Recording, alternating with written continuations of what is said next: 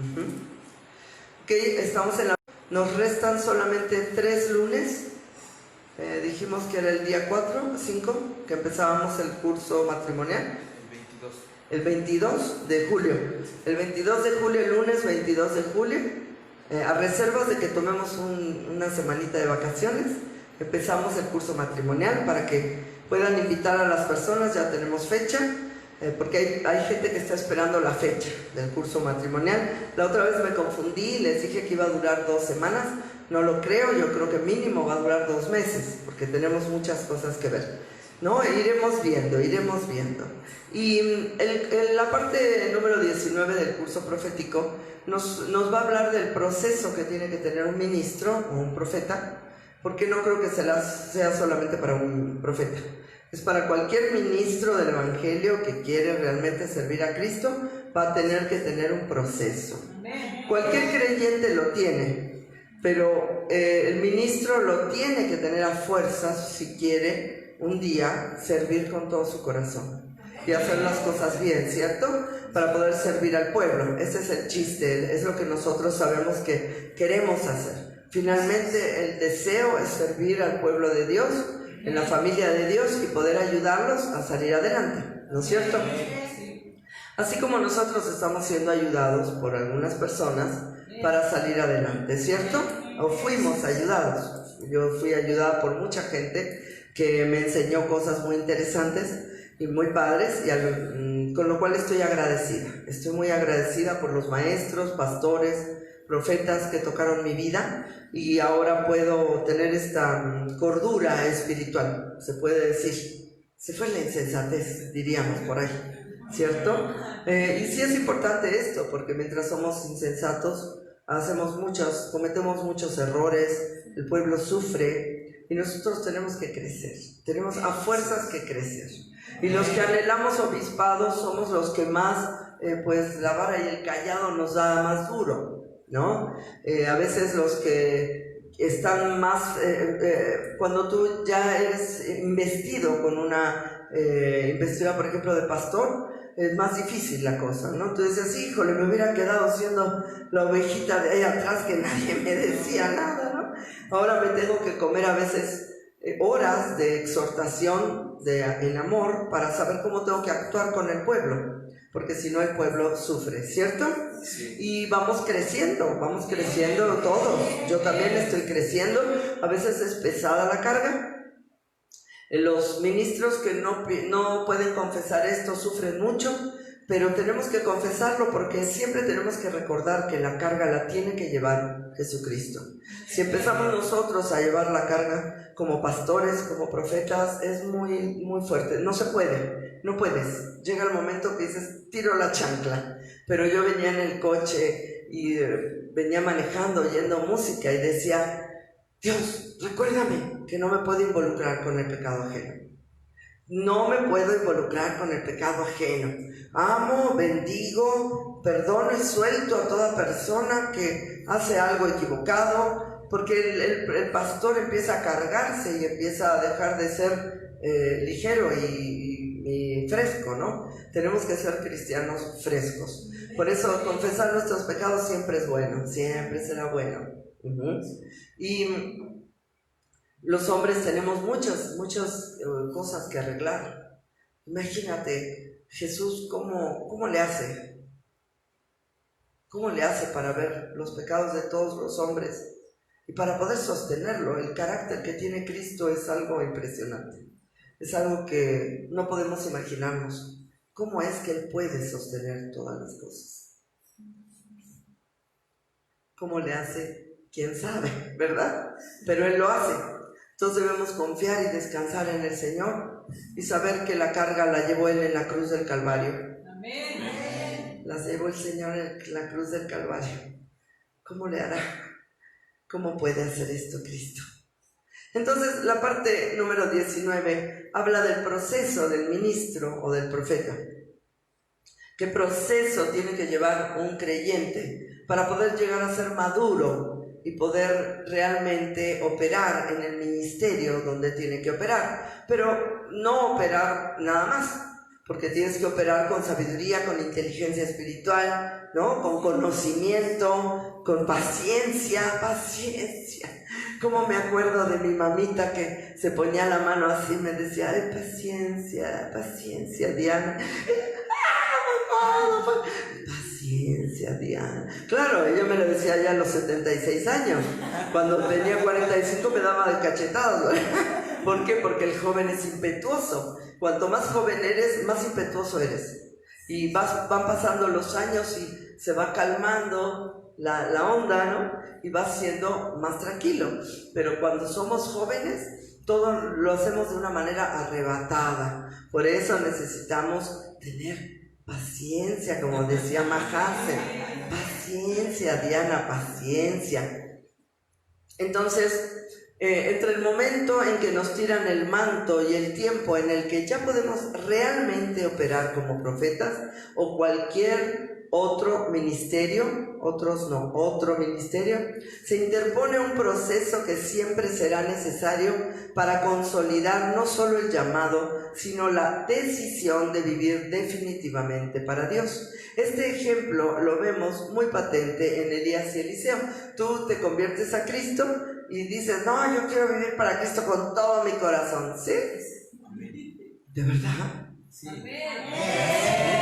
¿Sí? Amén. ¿Están seguros? Sí. Pero a la primera cambio que la pastora le dice, tienes que cambiar esto, no, se te retuerce la panza, el hígado se te hace chicharrón.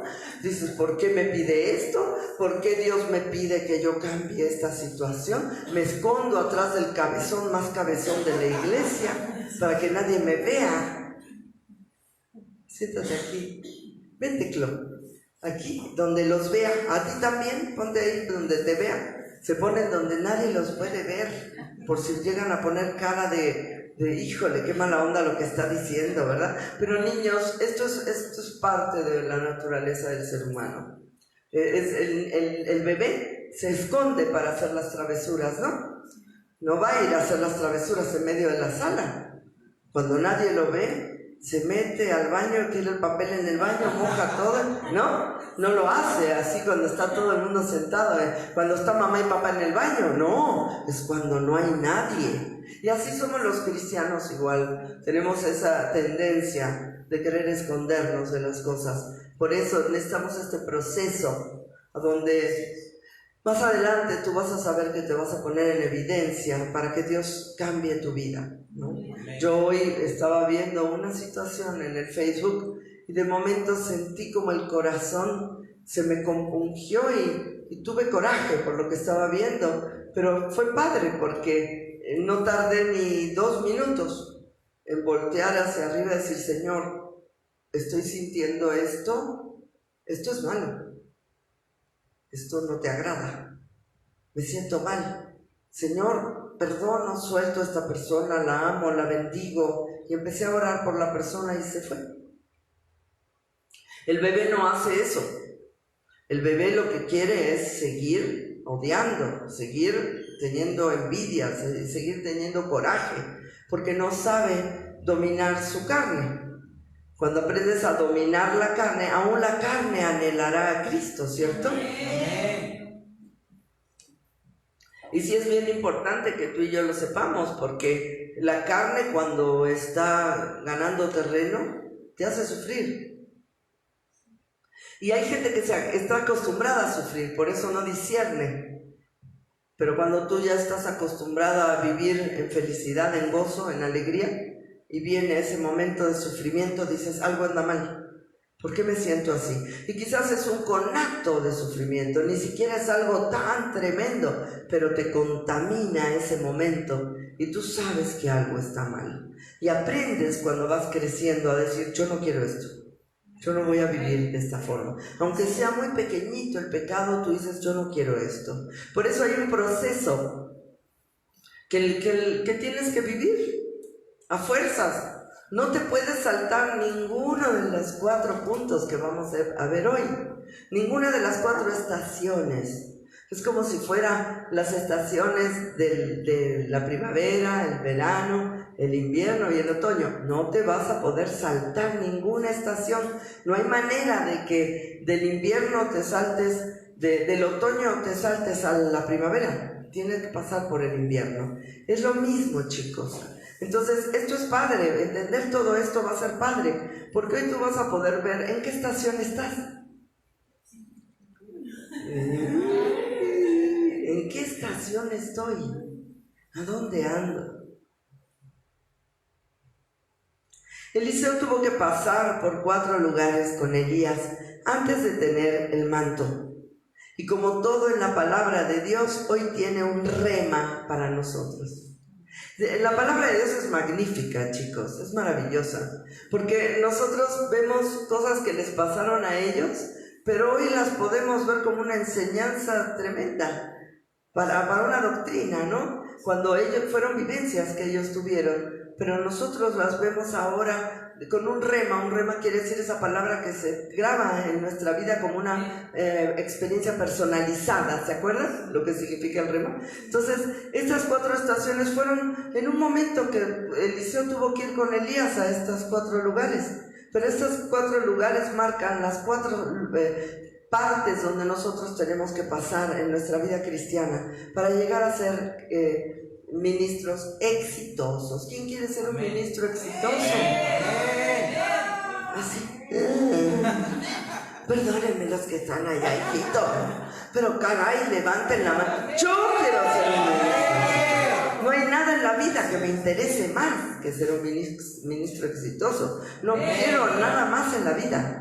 No me interesa nada más en la vida. Y si le gusta a la gente que le guste, y si no le gusta a la gente que no le guste, me da igual. Lo único que me interesa es servir a Cristo con todo el corazón, ser un obrero aprobado, que no tenga de qué avergonzarse, alguien que pueda decir, cumplí lo que tenía que hacer, hermano, me di de topes contra la pared, reí, lloré, bailé, endeché, pero llegué a lo que tenía que hacer. Y esto es lo que vamos a ver hoy. ¿Cómo llego a lo que tengo que hacer? ¿Cómo llego? Segunda de Reyes 2:1. Aconteció que cuando quiso Jehová alzar a Elías en un torbellino, Elías venía con Eliseo de Gilgal. Es la primera estación donde Elías tuvo que ir con Eliseo. Gilgal. ¿Qué significa Gilgal en el rema de Dios? Porque en la palabra, en el logo, significa un lugar donde tuvieron que pasar. Recuerden que Elías era un maestro profeta. Elías tenía muchos hijos, muchos profetitas. Tenía muchos profetitas. Dicen las niñas, ¡ay, qué lindos los profetitas! Las niñas son maravillosamente dulces. Y como decía Natán ayer, y los hombres son duros, decía Natán, ¿no? Es que los hombres son duros. Yo mejor me agarro a todas las viejas y las evangelizo, ¿no? Dice que no, mejor me callo. Ya no voy a decir nada más. Ya no, está muy bien, está evangelizando mujeres, muchachitos. Entonces, chicos, como otros que conozco también que están evangelizando mujeres, no miro a nadie. ¿No? Pero dice Natán que le van a poner evangeligue. Vaya y evangeligue a esa chava. Bueno, hay que reírnos para disfrutar también la vida, ¿verdad? Chicos, a veces yo me siento cargada y cuando llego a este lugar y empiezo a hablar de él, como que mi corazón se expande y me siento tan feliz. Y las cargas se van con la adoración y el corazón se alienta y se alinea, ¿cierto?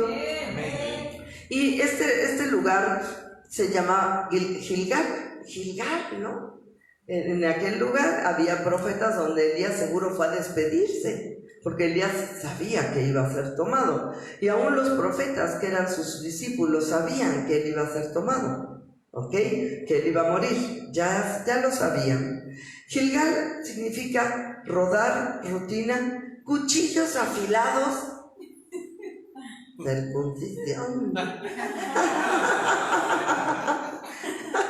Dicen, ¡ay! Dicen las niñas, ¡ay, qué lindo! Circuncisión de corazón. No me dejaron acabar, niños. ¡Qué cosa! Ya están todos así. Circuncisión de... Corazón. Circuncisión de corazón. ¿Ok? Pero fíjate qué padre, porque ¿qué significaba la circuncisión? La circuncisión significaba el pacto de sangre que Dios tenía con el pueblo de Israel, ¿cierto? Que había hecho con Abraham. Entonces esto significaba como entrar en el pueblo de Dios.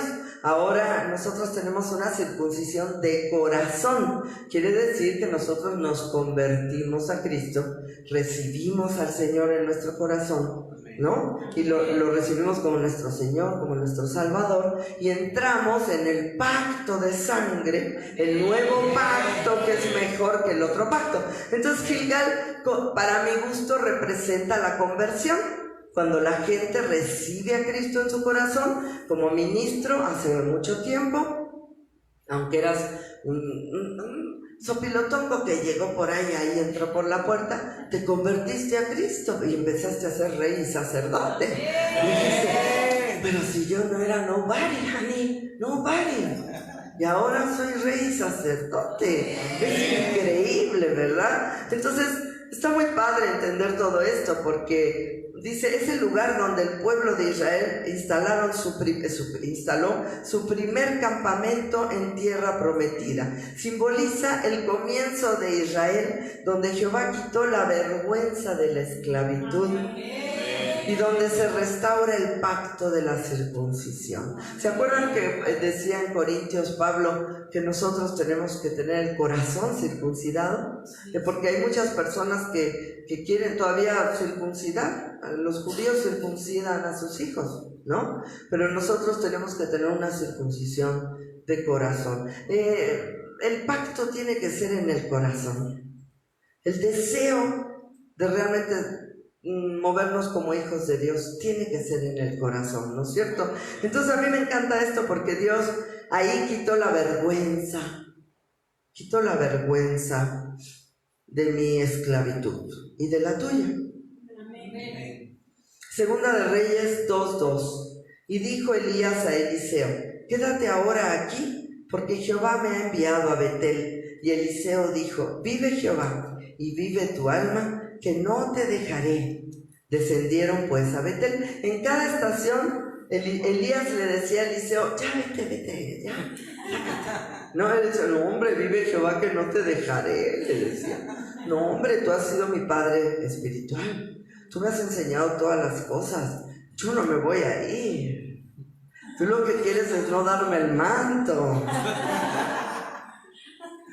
pero yo me voy a quedar, porque yo quiero ese manto, ¿no? Entonces ahí es donde tú a veces admiras a la persona con la que te conviertes, porque es la persona, yo veo, ¿no? Los recién convertidos están así. Y los no recién convertidos igual, porque tú admiras el crecimiento de la persona. Y yo le decía hoy a alguien que debemos ser cuidadosos con eso, porque nuestro servicio tiene que ser hacia el Señor Jesús, y tenemos que admirar a Cristo, mirar a Cristo, amar a Cristo, servir a Cristo, ir en pos de Cristo, arrodillarnos delante de Cristo, agradar a Cristo. Eso es lo que yo deseo con todo mi corazón. Igual tú vas a amar al hombre de Dios. Él amaba al hombre de Dios, no quería separarse de él, pero su servicio él sabía que tenía que ser hacia Jesús. Vamos a la estación 1, ya todos la pasaron, ¿o no? ¿Ya la pasaron? Amén. ¿Ya la pasaron todos? ¿Todos son salvos? ¿Estás seguro, Jordi? Sí. Ah, qué bueno. Todos son salvos, ¿ok? Ahora, la estación número 2. De ahí se fueron, dijo, no, yo no me voy, yo no te dejo.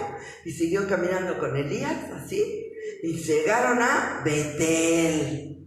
¿Se acuerdan que ayer hablábamos de Betel? No de la Betel que salió de la cárcel. De la Betel que es la casa de Dios, hijito. ¿Okay? El significado es la casa de Dios. Fue un lugar de revelación. ¿Se acuerdan que fue donde? Ahorita lo vamos a leer. Segunda de Reyes 2, 4 al 5. Elías le volvió a decir, Eliseo, quédate aquí ahora, porque Jehová me ha enviado a Jericó. Y él le dijo, vive Jehová y vive tu alma, que no te dejaré. Ah, pero qué necio, este era testarudo, era tenaz. Vinieron pues a Jericó, ¿no? Ahí habla de que estaban en Betel, ¿ok? Y se acercaron a Eliseo los hijos de los profetas que estaban en Jericó. ¿Ves? Él iba visitando a sus hijitos espirituales. ¡Qué padre! Quiere decir que había cursos proféticos. Nosotros pensamos que nos sacamos de la manga el curso profético, ¿no? Y que decimos, bueno, es que yo ahorita formo un curso profético y les enseño. ¿Será espiritual? ¿Será de verdad bíblico? Claro, él iba y tenía sus escuelas de profetas en los lugares, ¿no? A donde él visitaba, ¿ok? Dice, y estaban en Jericó y le dijeron, ¿sabes que Jehová te quitará hoy a tu señor de sobre ti? Cállate, le dijo. Y él respondió, sí, yo lo sé, callad, hermanos, no habléis cosas infames, que se va a escuchar Elías. Medio sonso, porque dice, Elías era el que más sabía, ¿no? Que iba a ser quitado, ¿no? Este fue el lugar, por eso le dijo, si me vieres, cuando fuere quitado, entonces podrás tener el manto. Quiere decir que él sabía cómo iba a ser traspuesto, ¿no? Este fue el lugar donde Jacob tuvo una importante visión, en una escalera por donde subían y bajaban ángeles. Aquí Jacob levantó una piedra de cabecera y pactó con Dios. Es el lugar no donde Dios pacta contigo,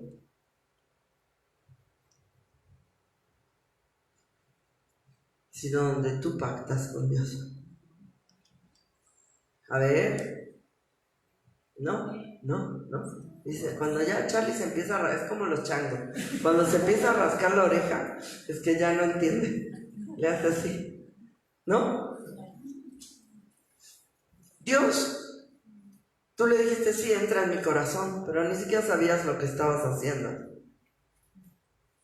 Pero resulta que llega un momento a donde Dios se te revela, aún dentro de tu vida cristiana, y es donde tú le dices, yo quiero vivir para ti. Amén. ¿Se acuerdan que yo les platiqué a ustedes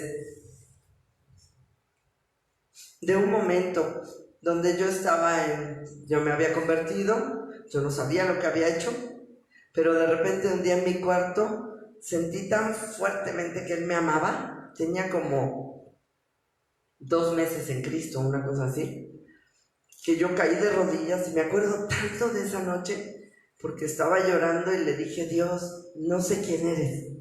No te conozco bien, no puedo decir que te conozco, pero sé que eres Dios porque entraste en mi corazón. Y ahora todo lo que tú me digas que haga, yo voy a hacer.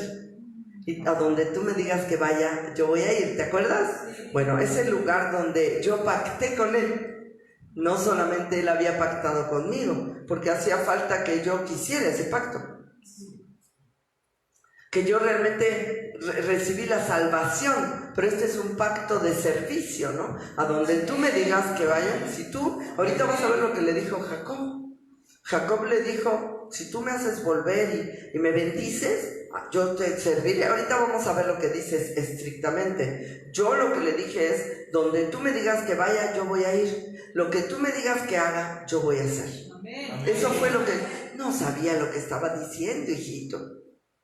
Pero finalmente mi corazón ardía para Cristo. En ese momento fue donde yo quise darle mi vida a Cristo. No solo mi corazón por una salvación, porque me dijeron que me amaba, sino donde yo quise decirle, lo que tú me digas voy a hacer. ¿Tú has hecho esto ya? No quiero mirar a nadie. Si tú has hecho esto ya, tú lo sabes en tu corazón. Si tú no has hecho esto todavía, va a llegar un momento donde tú lo hagas. Vas a tener que rendirte delante de Cristo y vas a tener que decirle, Señor, lo que tú quieras, me doy, me rindo. ¿Ok? Vamos a ver lo que dice el estudio. Este fue el lugar donde Jacob tuvo una importante visión de una escalera por donde subían y bajaban ángeles. Aquí Jacob levantó una piedra de cabecera y pactó con Dios. Y llegó a un cierto lugar y durmió allí porque ya el sol se había puesto. Tomó de las piedras de aquel paraje y puso a su cabecera, y se acostó en aquel lugar. Y soñó, y he aquí una escalera que estaba apoyada en tierra y su extremo tocaba el cielo, y he aquí ángeles de Dios que subían y descendían por ella. Y he aquí Jehová estaba en lo alto de ella, el cual dijo: yo soy Jehová, el Dios de Abraham tu padre, el Dios de Isaac. La tierra en que estás acostado te la daré a ti y a tu descendencia. Será tu descendencia como el polvo de la tierra, y te extenderás al occidente, al oriente, al norte y al sur. Y todas las familias de la tierra serán benditas en ti y en tu simiente. He aquí yo estoy contigo y te guardaré por donde quiera que fueres, y volveré a traerte a esta tierra, porque no te dejaré hasta que haya hecho todo lo que he dicho, ¿no?, contigo. Y despertó Jacob de su sueño y dijo: ciertamente Jehová está en este lugar. Cuando yo me arrodillé aquel día, tenía tanta conciencia de la presencia de Dios, como si estuviera aquí ministrándolos a ustedes, ¿no? Aunque estaba solita y mi corazón estaba compungido, ¿no es cierto? Y tuvo miedo y dijo: cuán terrible es este lugar, no es otra cosa que casa de Dios y puerta del cielo. Y en ese momento tú vas a sentir como que se abre una puerta del cielo, ¿no? Y hay una conexión sumamente directa entre lo celestial y lo natural, ¿verdad? Y se levantó Jacob de mañana y tomó la piedra que había puesto de cabecera y la alzó por señal y derramó aceite, la unción, ¿no?, encima de ella, y llamó el nombre de aquel lugar Betel, aunque Luz era el nombre de la ciudad primero. E hizo Jacob voto. Cuando tú pactas con Dios, haces voto. Y la Biblia dice que tengamos cuidado de no cumplir nuestros votos, ¿verdad? Diciendo: si fuere Dios conmigo y me guardare en este viaje en que voy, y me diere pan para comer y vestido para vestir, y si volviere en paz a casa de mi padre, Jehová será mi Dios. Todavía él de oídas lo había oído, ¿no? Él vivía una vida religiosa. Él todavía tenía, ¿no? Hoy hablábamos, él sabía que amaba a Dios, que quería que la unción pasara a través de él quería ser un ministro, pero mira, todavía no sé ni qué onda contigo, Dios. La verdad es que si tú me compruebas que cumples todo lo que tú dices, entonces tú serás mi Dios, ¿no?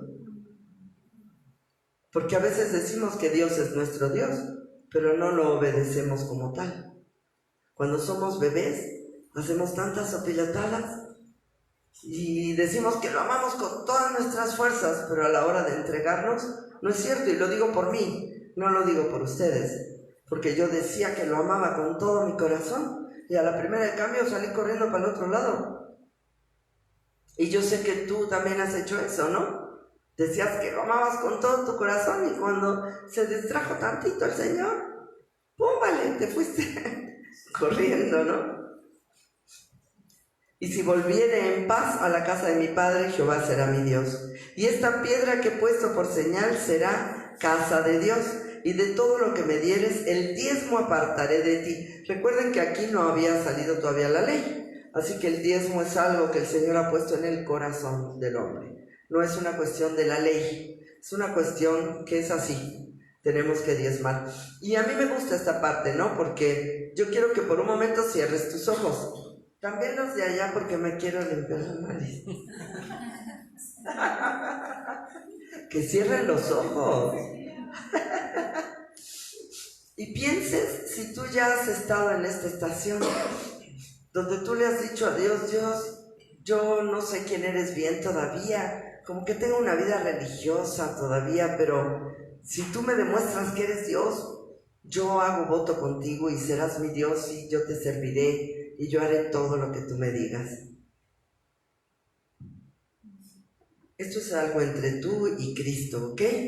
Si tú ya pasaste esta estación, pues qué padre. Si no la pasaste, pues todavía la vas a tener que pasar, ¿cierto?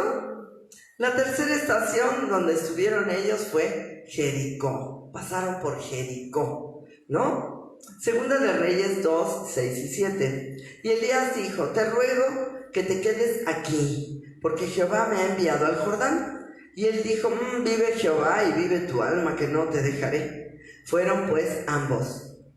Y vinieron 50 varones de los hijos de los profetas, y se pararon delante a lo lejos, y ellos dos se pararon junto al Jordán. Entonces ahí solamente en el Jordán tenía 50 profetas. Imagínate qué padre. O sea, qué privilegio también para Eliseo, porque Eliseo fue un profeta especial, que recibió la unción de una manera especial, ¿no es cierto? Yo creo que nosotros queremos ser profetas especiales, ¿verdad? Pero para ser profetas especiales también tenemos que ser especiales en la obediencia. Esto es lo que necesitamos entender. Si no somos especiales en la obediencia, no vamos a ser ministros especiales. ¿Por qué seríamos especiales si no obedecemos? ¿Ok? Entonces dice, Jericó es el lugar de guerra, de confrontación y conquista. Nosotros, recuerden que, sí, esto está tremendo, chicos. Si tú todavía no has entrado a la unción de guerra, todavía no estás en Jericó.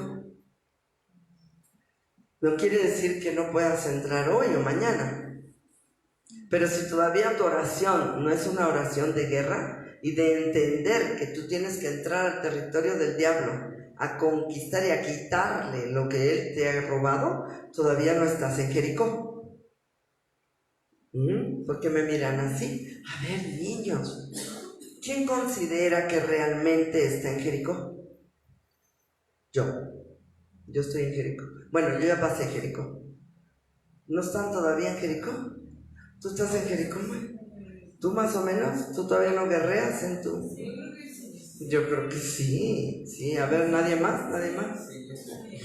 Ok, ¿tú estás en guerra? ¿Tú has guerreado? ¿Tu oración es de guerra? No, estoy biscorneta. No le estoy hablando a la leprosa. ¿Tú crees que estás en guerra?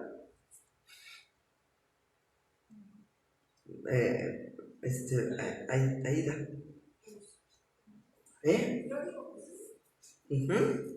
Bueno, es que no, estar en guerra no es estar enojado o en contra del enemigo. Estar en guerra es aprender a hacer la guerra para echar fuera demonios. ¿Me entienden? Esto es importante que pasemos por esta estación, porque es algo que Dios nos mandó a echar fuera demonios. Si todavía tu oración, no digo aquí, ¿no? Si estás en tu casa y tu oración todavía es: oh Dios, te agradezco, ¿no? Y no has pasado a la oración de guerra, no has entendido lo que es liberar una casa, liberar tu cama, liberar tu ropa, liberar tu vida, liberar a tus hijos, ¿no? Entonces todavía no has pasado a esta unción de guerra. Y es importante entender esto, porque ahí es donde ellos tuvieron que hacer esta guerra a través de las armas espirituales. Ellos no tenían ni un arma. Ellos no tenían armas, venían del desierto. Creo que tenían palos. Me contaba el otro día Natán que es impresionante porque destruyeron ejércitos tremendos con palitos. Entonces quiere decir que ellos, las armas de su milicia no fueron carnales, ¿no? Sino que usaron las armas poderosas de guerra que nosotros conocemos, ¿no? Por ejemplo, si tú estás haciéndole la guerra a la pobreza, si no se la haces a través del diezmo y de la ofrenda, no se la puedes hacer. Por más de que tú ores y digas: Dios, prospérame, si tú no diezmas y ofrendas, no sirve tu guerra, no hay guerra que valga, ¿me entiendes? Entonces hay personas que no están diezmando y tarde o temprano van a ver que su dinero va a caer en cisternas rotas que no retienen el agua. Por eso hay armas, ¿no? Para mí la adoración es un arma tremenda de guerra.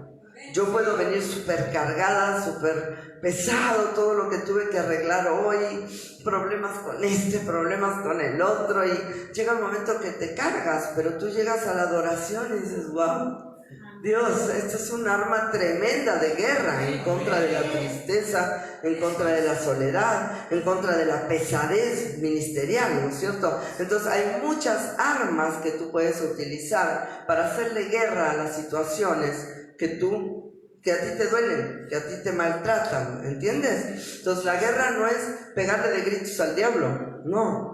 La guerra es reprender al diablo en el nombre de Jesús, sabiendo que tú vas a recuperar lo que él te robó. Amén. Recuperar lo que él te robó. Pero hay muchas personas que le tienen pánico a la guerra, chicos. Y esto es fuerte.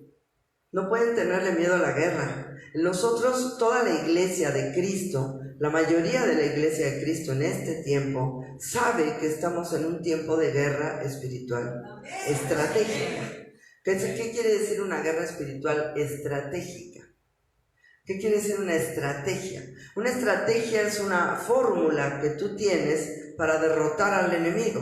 Entonces espiritualmente también tienes fórmulas para derrotar al enemigo. Si tu oración es pasiva, pusilánime, no va a derrotar al enemigo. Tú necesitas levantarte en guerra y querer arrebatarle a este malvado lo que te robó. Entonces es muy importante que tú entiendas que si no estás todavía en esta estación de Jericó, tú vas a tener que pasar por esta estación de Jericó para poder tener la tierra prometida. No la vas a tener si no aprendes a querer matar gigantes, porque por eso ellos pasaron tanto tiempo en el desierto, porque no se atrevían a pasar el Jordán para matar los gigantes, porque acuérdense lo que habían dicho los espías. Los espías habían dicho, no, es tierra de gigantes, ellos nos matarán, somos como langostas al lado de ellos. Esa era la percepción que ellos tenían, ¿se acuerdan? De Números 32, de 14. Entonces, la percepción que ellos tenían es que ellos eran como langostas delante de sus enemigos. La percepción de una persona que no hace guerra al enemigo es esta, que es como una langosta que no puede meterse en contra de Satanás. Que Satanás es demasiado importante, que no puede guerrear para arrebatarle al diablo lo que el diablo le robó. ¿Ustedes me están entendiendo esto? Sí. Entonces, si ustedes comprenden esto, ustedes tienen que saber en qué parte están, porque a lo mejor el diablo toma tu vida porque tú no sabes guerrear en contra de él, y viene el ataque y tú te sientes intimidado por ese ataque y tú te dejas llevar por ese ataque. ¿Entiendes esto, licenciado? Es que tienen que entender esto, porque si son ministros del Evangelio, tendrán que pasar a esta. Yo conozco a mucha gente en mi trayectoria que no pudieron pasar a esa etapa de Jericó, y que son cristianos que aman a Dios y de veras lo aman, pero nunca pudieron pasar realmente a esa guerra, a ese momento donde ellos realmente tengan ese empuje belicoso santo. Empuje belicoso santo. Qué buena está esa. Para decirle al diablo, tú no vas a tocar mi vida. Amén. Y sí, en muchos casos ellos lo hacen cuando ya el agua les llega hasta acá, ¿no? Y estás a punto de ahogarte. Y, sí, te reprendo, Satanás, vete. Pero en la vida cotidiana permiten muchísimas cosas que el diablo está... en donde el diablo está metiéndose en ese territorio y atemorizándolos como esos gigantes, ¿no? Como esos Goliaths que se levantan, esos temores, esas dudas, esos dolores. Y yo sé que Dios está hablando a tu corazón, porque el diablo logró tomar tu territorio en muchos aspectos, porque no te pudiste levantar en guerra, porque te dio miedo a decirle, tú sueltas mi casa, sueltas mi vida. En el nombre de Jesús. Esta es una estación que no vas a poder evitar, y no te la vas a poder brincar. No hay manera, porque ya no estamos en 1740, donde la iglesia no tenía esta revelación. Ahorita la iglesia tiene la revelación de la guerra. Amén. Entonces, si tú quieres ser un ministro actualizado, un ministro que puedas mover multitudes y masas, vas a tener que hacer guerra. Porque si no te van a ganar todos los demás ministros. ministros, o si no vas a ser como el pastor que por no saber lo que es la guerra, termina siendo seducido por un espíritu de abuso y va y abusa de un menor y está en la cárcel, ¿no? ¿Por qué? Porque no pudo detener ese pecado, porque no supo hacer guerra. Las mismas tentaciones que tiene él las puede tener cualquier persona.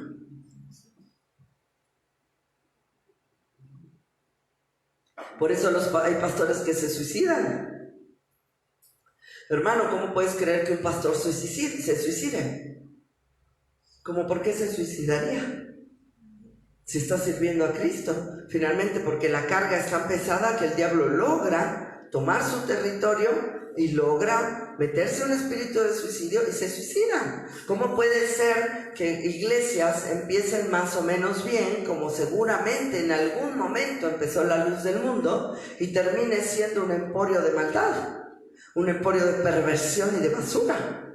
¿Cómo pasó? ¿En qué momento pasó de ser una iglesia cristiana a ser una iglesia que es el trono del diablo? Por lo mismo, de que no se creyó en la liberación, no se creyó en reprender demonios, y es ahí a donde el diablo te está llevando. Entonces, tú no te puedes quedar en Betel. Tú tienes que pasar a Jericó. Amén. Tú tienes que pasar a Jericó. Amén. ¿Entiendes, Josué?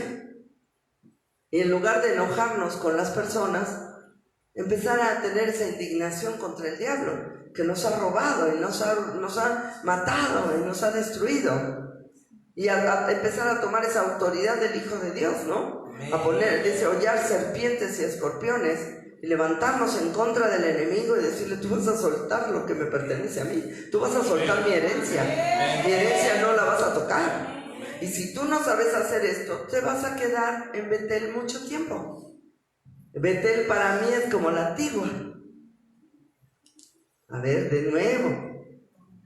Betel es como la antigua, no Betelita, la mamá de Edith. Quedarse en Betel es como quedarse en la antigua.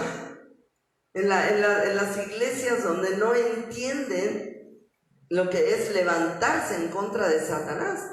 Dice: híjole, es que estamos asombrados porque hasta los demonios se nos sujetan en tu nombre.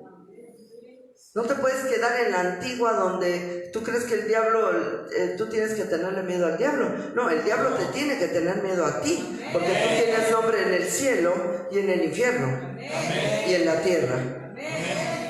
¿Por qué? Porque Dios te lo ha dado a través de lo que Él ganó en la cruz del Calvario y te dio su herencia para que tú puedas tener esa autoridad y la puedas utilizar. Si el diablo no está bajo tus pies, va a estar sobre tu cabeza, hermano, tomando tus pensamientos, llevándote a aborrecer a Cristo, llevándote a ofender al Padre Celestial. Por eso, la época que nosotros vivimos ahora es tremenda, es hermosa. Estar en Jericó para mí es maravilloso, porque ahora yo puedo detener la obra del maligno en un segundo. Yo vi esa cosa en Facebook y en un segundo me empecé a sentir mal y dije: esto está mal, aquí hay un ataque. En un segundo, hermana, pude decir: no, yo no voy a pensar así. Vete de aquí, Satanás, suelta mi vida. En un segundo. Antes hubiera pensado: qué mala onda soy, mira cómo pienso, claro, porque soy pecadora, soy una pecadora malvada, qué desastre, nunca voy a poder salir de la carne, y empiezas. Y ahí está, el diablo te tiene en Betel, está fascinado en tenerte en Betel. Tú vas a pasar a Jericó. Amén. Tú vas a pasar a Jericó. Amén. En tu casa. No aquí cuando agarres el micrófono y empieces a gritarle al diablo y a sacar un montón de maravillosos depósitos que hay en tu vida. Pero en tu casa el diablo tiene el territorio. En tu cama el diablo tiene el territorio. ¿Por qué? Porque ahí sí no, ahí no reprendo, ahí no guerreo. Ahí lo dejo que lo ocupe mi... ahora sí, ¿verdad? Ahora sí, Padre. Ministralos, Padre. Muéstrales, Padre. No es aquí donde tienes que tener un protagonismo con un micrófono. Es en tu casa. Yo ayer iba en la camioneta y no sé qué pensé. ¡Uy! Dije, ¡sal de mi camioneta, diablo! No te permito que estés aquí. Seguí. Yo creo que si alguien me hubiera visto, hubiera dicho, esta señora ya se le chispoteó, ¿no? Pero no, en un segundo, sal de mi camioneta, diablo. No te permito que toques mi mente y mi vida. En el nombre de Jesús, vete de aquí. Y sigo mi vida tan normal. Si tú permites que Él toque y tome tu territorio, toda la vida vas a estar dando vueltas en el desierto. Betel es como el desierto, ¿no? Estás dando vueltas porque no puedes salir de ahí, porque tienes pánico de los gigantes, porque el diablo de alguna forma se las ha arreglado para hacerte pensar que tú no eres quien para reprenderlo, que tú no eres quien para sacarle la autoridad, que Él tiene autoridad porque tú vives en culpabilidad y condenación. Hermano, podríamos dar una semana de estudios acerca de esto. Tú tienes que entrar en Jericó. Amén. Tú tienes que pasar el Jordán. Amén. Y ahorita lo vamos a ver. Ahorita vamos a ver la siguiente estación, ¿verdad?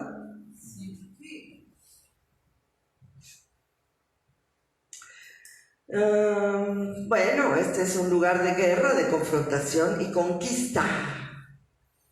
Era una ciudad fortificada a través de la cual entró Josué con el pueblo a la tierra prometida, pero los anchos muros no cayeron con armas, sino de una forma sobrenatural. Con gritos. ¿Por qué con gritos? ¿Por qué cayeron con gritos? Se los dejo de tarea. ¿Qué les parece? Josué 6:20. Entonces el pueblo gritó y los sacerdotes tocaron las bocinas, y aconteció que cuando el pueblo hubo oído el sonido de las bocinas, gritó con gran vocerío y el muro se derrumbó. El pueblo subió luego a la ciudad, cada uno derecho hacia adelante, y la tomaron. Entonces respondió y me habló diciendo: esta es palabra de Jehová a Zorobabel, que dice: no con ejército ni con fuerza, sino con mi espíritu, ha dicho Jehová de los ejércitos. Tú no vas a derrotar al diablo ni con ejército ni con fuerza. Es con el nombre de Jesucristo, con el Espíritu de Dios. Es como tú vas a derrotar a Satanás. ¿Ok? Satanás ya está derrotado, chicos. Vamos hablando claro. No es que vamos a derrotar a Satanás, Satanás está vencido. ¿Se acuerdan? ¿Es un loser? ¿Así era con esta? ¿O es con esta? No, es con esta, ¿verdad? Es un loser, ¿no? Ajá. Entonces, él ya perdió, él ya. Pero él quiere seguir maltratando al pueblo de Dios, porque así maltrata el corazón de Dios. Y quiere ganar toda la cantidad de gente que pueda para el infierno, porque piensa que Dios se va a arrepentir de mandar a la gente al infierno. De hecho, es lo que piensan todas estas personas del New Age, que dicen que van straight, highway to heaven, ¿no? O sea, se van directito al infierno, ¿no? Se quieren ir directito al infierno porque creen que el diablo tiene la razón, que fue el primero que quiso rebelarse en contra de este dictador que es Dios, y que en el infierno va a estar la buena onda y que en el cielo se va a aburrir todo el mundo. Straight way to hell, not to heaven. Heaven es cielo, ¿ok? Hell es infierno. Y ellos alardean de eso, ¿no? De querer irse al infierno, porque eso es la mentalidad que el diablo les está poniendo. Pero finalmente nosotros sabemos que eso es una gran mentira y que el diablo está destruido y derrotado. Pero hay batallas que tenemos que pelear aquí, y estas van a ser con el Espíritu del Señor. El Jordán es la mejor estación. Es el lugar donde se tiene la suficiente madurez para dejar el desierto.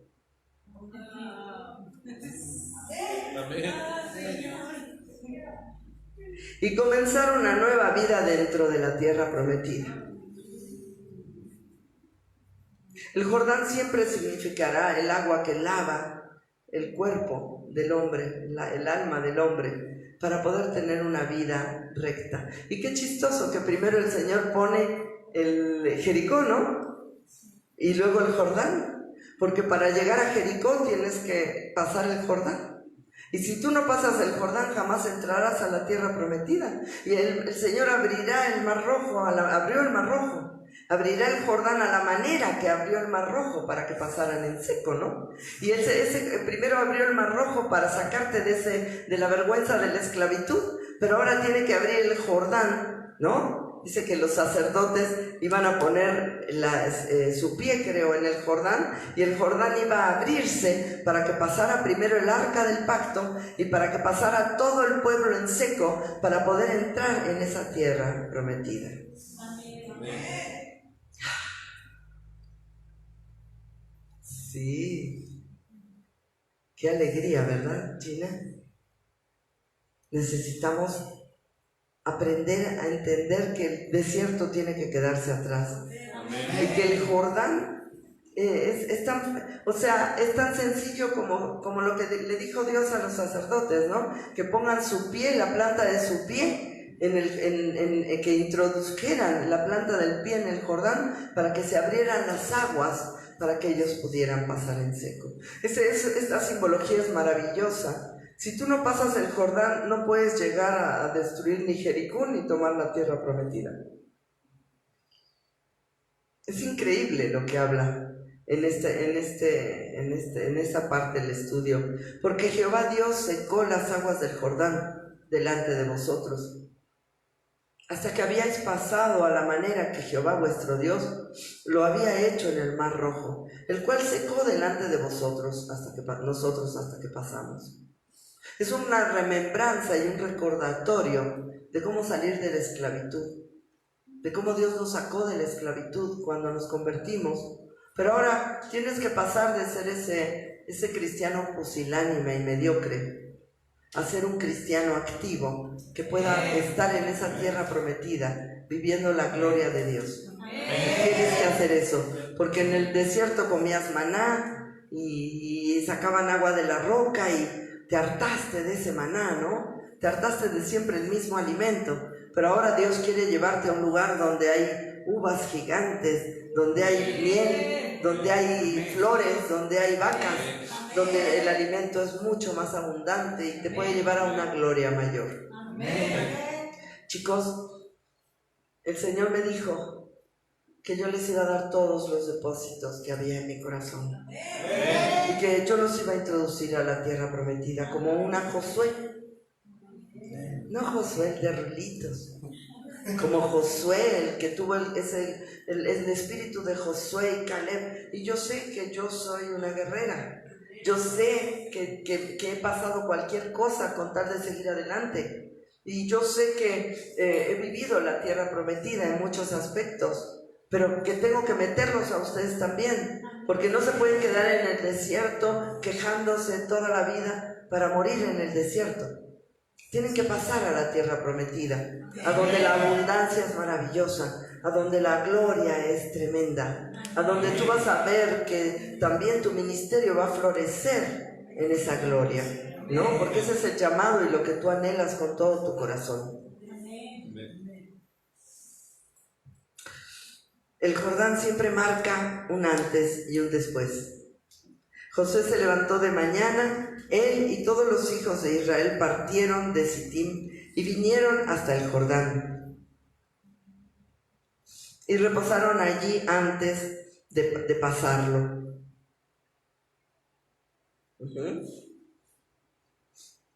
Y después de 3 días los oficiales recorrieron el campamento y mandaron al pueblo diciendo: cuando veáis el arca del pacto de Jehová vuestro Dios y los levitas sacerdotes que la llevan, vosotros saldréis de vuestro lugar y marcharéis en pos de ella, a fin de que sepáis el camino por donde habéis de ir, por cuanto vosotros no habéis pasado antes de ahora por este camino, pero entre vosotros y ella haya distancia como de 2000 codos, no os acercaréis a ella.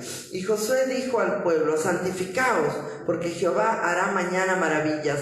Busca la santidad. ¿Quieres entrar a la tierra prometida? Tiene que ser en santidad. Si no te santificas, no vas a entrar, no hay manera. El diablo te va a dejar girando en el desierto, ¿ok? Dice: Y habló Josué a los sacerdotes diciendo: tomad el arca del pacto y pasad delante del pueblo. Y ellos tomaron el arca del pacto y fueron delante del pueblo. Entonces Jehová dijo a Josué: desde este día comenzaré a engrandecerte delante de los ojos de todo Israel, para que entiendan que como estuve con Moisés, así estaré contigo. Tú pues mandarás a los sacerdotes que llevan el arca del pacto diciendo: cuando hayáis entrado hasta el borde del agua del Jordán, pararéis en el Jordán. Y Josué dijo a los hijos de Israel: acercaos y escuchad las palabras de Jehová vuestro Dios. Y añadió Josué: en esto conoceréis que el Dios viviente esté en medio de vosotros, y que él echará de delante de vosotros al cananeo, al eteo, al heveo, al fereceo, al jerjeseo, al amorreo y al jebuseo. He aquí el arca del pacto del Señor de toda la tierra pasará delante de vosotros en medio del Jordán. He aquí el Señor Jesús pasará delante de ti, pasará delante de ti. Tomad pues ahora 12 hombres de las tribus de Israel. La presencia de Dios pasará delante de ti, ¿ok? Uno de cada tribu. Y cuando las plantas de los pies de los sacerdotes que llevan el arca de Jehová, Señor de toda la tierra, se asienten en las aguas del Jordán, las aguas del Jordán se dividirán, porque las aguas que vienen de arriba se detendrán en un montón. Y aconteció que cuando partió el pueblo de sus tiendas para pasar el Jordán, con los sacerdotes delante del pueblo llevando el arca del pacto, pasaron, ¿no? Cuando los que llevaban el arca entraron en el Jordán, y los pies de los sacerdotes que llevaban el arca fueron mojados a la orilla del agua, porque el Jordán suele desbordarse por todas las orillas todo el tiempo de la siega, las aguas que venían de arriba se detuvieron como en un montón bien lejos de la ciudad de Adám, que está al lado de Zeratán, y las que descendían al mar de Arabá, al mar salado, se acabaron y fueron divididas. El pueblo pasó en dirección de Jericó, mas los sacerdotes que llevaban el arca del pacto de Jehová estuvieron en seco, firmes en medio del Jordán, hasta que todo el pueblo hubo acabado de pasar el Jordán, y todo Israel pasó en seco.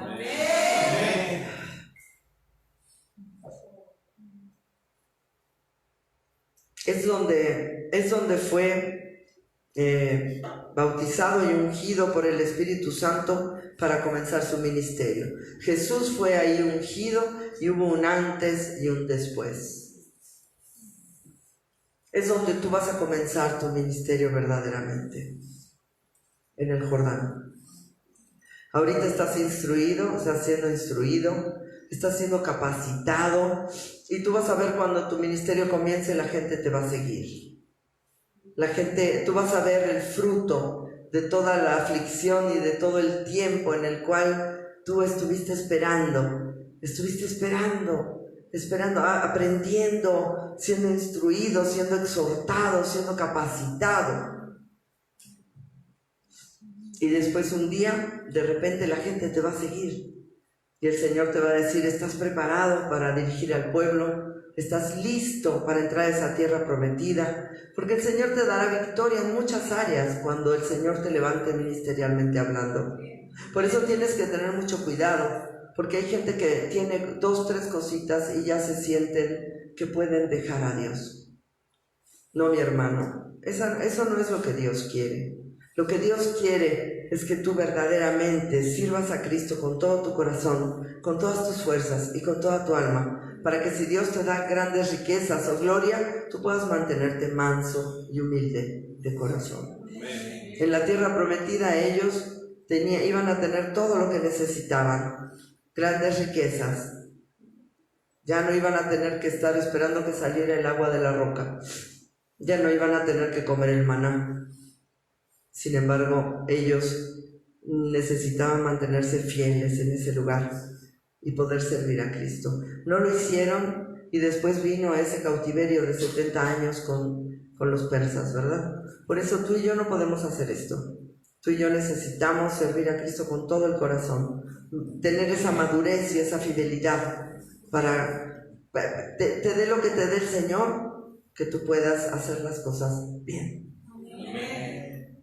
Creo que es importante haber visto esto, Y creo que hoy tú puedes saber dónde estás, a dónde estamos, a dónde estamos.